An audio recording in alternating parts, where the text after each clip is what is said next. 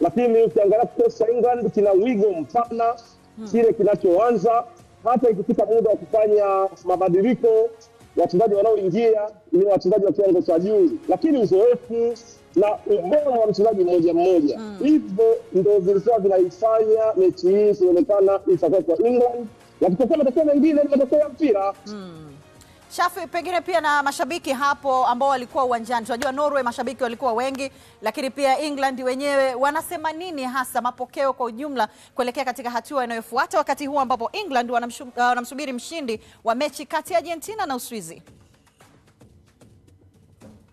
Mashabiki wa England wamefurahi, wanasema kwamba kwa status na ukubwa wa timu yao ya taifa, hatua angalau ya nusu fainali inaonyesha ni kiasi gani wana ukubwa katika ulimwengu wa soka duniani. Kwa hiyo walio wengi wamefurahi na wana matumaini makubwa sana ya kukutana na Argentina katika mechi ya nusu fainali, wakiamini kwamba watapata matokeo mbele ya Argentina alafu wacheze fainali na Ufaransa. Wao wanaamini Ufaransa ni timu ambayo ina chance kubwa kama ikifanikiwa kupita kwenye mtihani wa Hispania.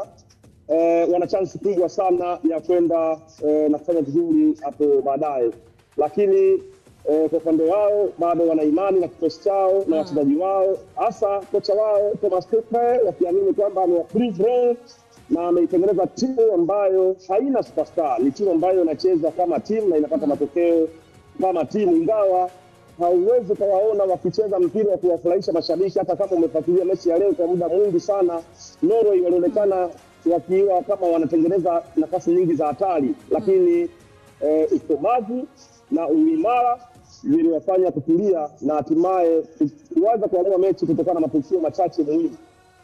James ana swali pia kwako Shafi.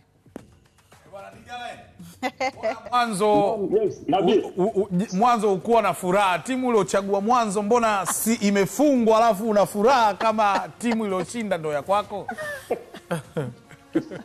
Ndio kazini kaka, unajua una nata na beat sio?